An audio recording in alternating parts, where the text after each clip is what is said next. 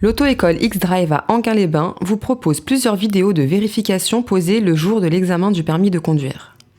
Le jour de l'examen, l'inspecteur vous posera 3 questions. Une question de vérification intérieure ou extérieure, une question de sécurité routière et une question de premier secours. Il choisira cette question par rapport aux 2 derniers chiffres du totaliseur kilométrique. Dans cette vidéo, nous aborderons les questions de vérification extérieure ainsi que les questions de sécurité routière correspondantes. Montrez où s'effectue le remplissage du produit lave-glace. Il se trouve ici. Pourquoi est-il préférable d'utiliser un liquide spécial en hiver? Pour pas que ça gèle dans le bocal.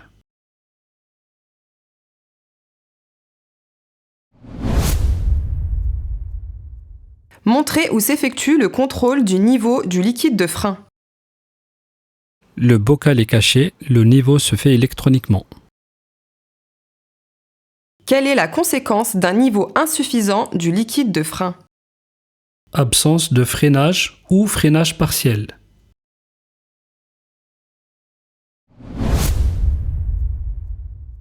Montrez où s'effectue le remplissage du liquide de refroidissement. Il se trouve ici. Quel est le danger si l'on complète le niveau du liquide lorsque le moteur est chaud? Risque de brûlure.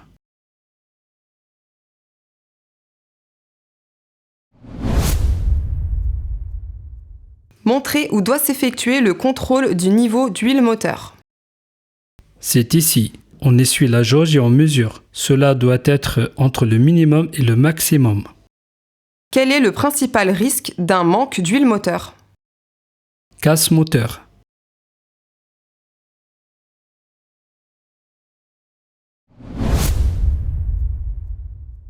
Montrez l'emplacement de la batterie du véhicule. La batterie est cachée là-dessous. On ne peut pas la voir. Quelle est la solution en cas de panne de batterie pour démarrer le véhicule sans le déplacer? On la replace par une batterie neuve ou on met des câbles, le plus avec le plus, le moins avec le moins. Montrez où s'effectue le remplissage de l'huile moteur. C'est par ici. Quel est le risque d'un manque d'huile moteur? Casse moteur.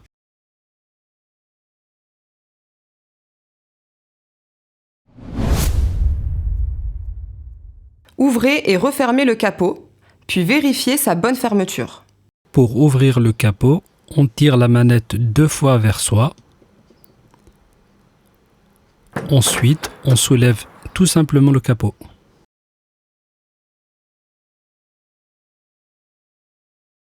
En roulant, quel est le risque d'une mauvaise fermeture du capot? Un risque d'ouverture du capot entraînant un manque de visibilité ou un accident. Montrez l'orifice de remplissage du produit lave-glace. C'est par ici. Quel est le principal risque d'une absence du liquide lave-glace? Manque de visibilité dû à l'impossibilité du nettoyage.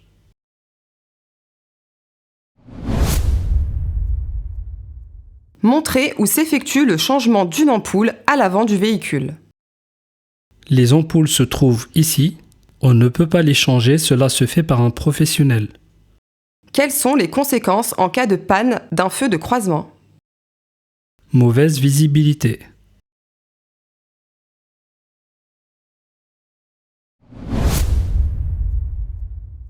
Procédez à l'ouverture du capot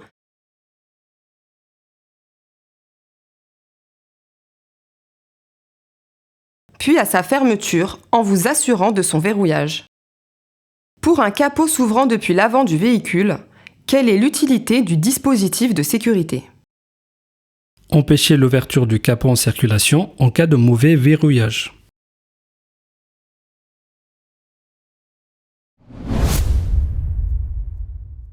Contrôlez l'état du flanc sur l'un des pneumatiques. En bon état, pas de déchirure ni d'hernie. Citez un endroit où l'on peut trouver les pressions préconisées pour les pneumatiques. Soit sur une plaque dans la portière, soit dans la notice d'utilisation, soit dans la trappe à carburant. Sur le flanc d'un pneumatique, désignez le repère du témoin d'usure de la bande de roulement. C'est le bonhomme Michelin ou le triangle ou TWI. Ne pas confondre avec le témoin en lui-même. Qu'est-ce que l'aquaplanage et quelle peut être sa conséquence? C'est la présence d'un film d'eau entre la chaussée et la roue, entraînant un manque d'adhérence. À l'aide de la plaque indicative, donnez la pression préconisée des pneumatiques arrière, véhicule chargé. On regarde sur la plaque indicative, pneu arrière, véhicule chargé. À quelle fréquence est-il préconisé de vérifier la pression des pneus? Tous les mois ou avant un long trajet.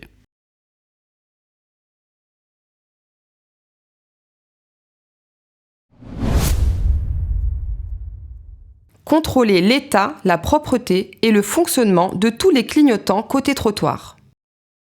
Propre, fonctionne, pas cassé. Quelle est la signification d'un clignotement plus rapide?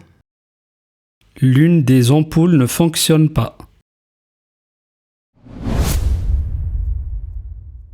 Contrôlez l'état, la propreté et le fonctionnement du ou des feux de brouillard arrière.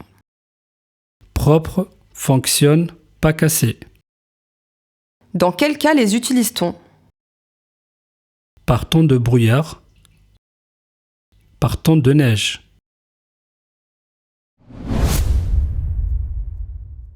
Contrôlez l'état, la propreté et le fonctionnement des feux de détresse à l'avant et à l'arrière. Propre, fonctionne, pas cassé. Dans quel cas doit-on les utiliser? En cas de détresse, panne, accident, malaise, ou en cas de fort ralentissement quand on est le dernier de la file. Contrôlez l'état, la propreté et le fonctionnement des feux de route. Propre, fonctionne, pas cassé. Citez un cas d'utilisation d'un appel lumineux. Prévenir de son approche.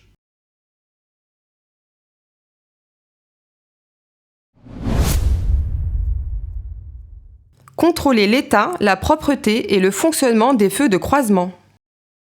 Propre, fonctionne, pas cassé. Quelles sont les conséquences d'un mauvais réglage de ces feux? Manque de visibilité et ou éblouissement des usagers devant nous.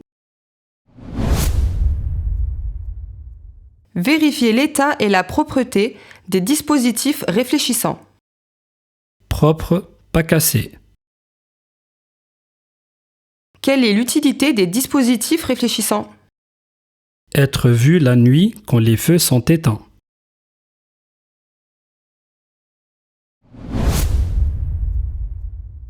Contrôlez l'état, la propreté et le fonctionnement des feux de position à l'avant et à l'arrière du véhicule. Propre, fonctionne, pas cassé.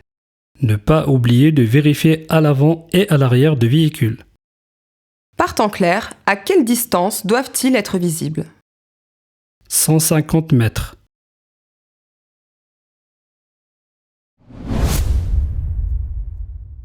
Avec l'assistance de l'accompagnateur, contrôlez l'état, la propreté et le fonctionnement du ou des feux de recul.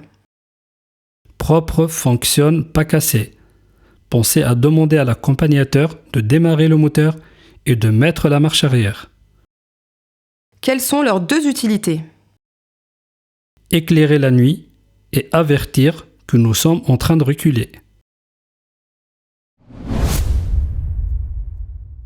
Avec l'assistance de l'accompagnateur, contrôlez l'état, la propreté et le fonctionnement du ou des feux de stop. Propre, fonctionne, pas cassé. Pensez à demander à l'accompagnateur d'appuyer sur la pédale de frein. Quelle est la conséquence en cas de panne des feux de stop? Risque de collision, car la voiture derrière nous ne voit pas que nous sommes en train de freiner. Contrôlez l'état, la propreté et le fonctionnement des feux diurnes. Propre, fonctionne, pas cassé. Quelle est leur utilité? Être vu le jour quand les feux sont éteints.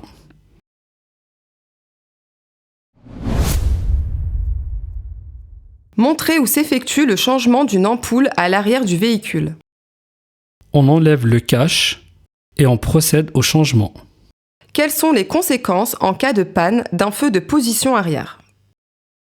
Être confondu avec un deux roues, être mal vu et risque de collision.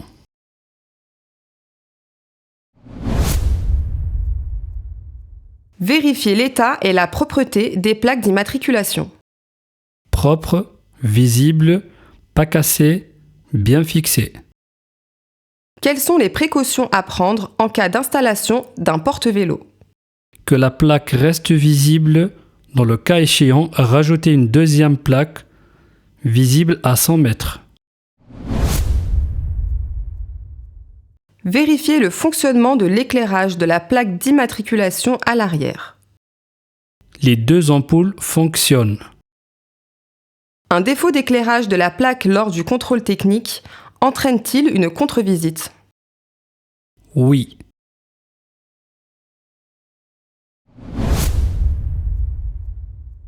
Montrez où se situent les gicleurs de lave-glace avant. Par mesure de sécurité, ils sont intégrés juste ici, en dessous. Quelle est la principale conséquence d'un dispositif de lave-glace défaillant? L'impossibilité de nettoyer correctement le pare-brise, donc mauvaise visibilité. Contrôlez l'état de tous les balais d'essuie-glace du véhicule. On soulève légèrement les balais et on vérifie l'état du caoutchouc. Ne pas oublier de vérifier les 3 balais, 2 à l'avant et 1 à l'arrière. Quel est le risque de circuler avec des balais d'essuie-glace défectueux? Mauvaise visibilité due à l'impossibilité de nettoyer correctement le pare-brise.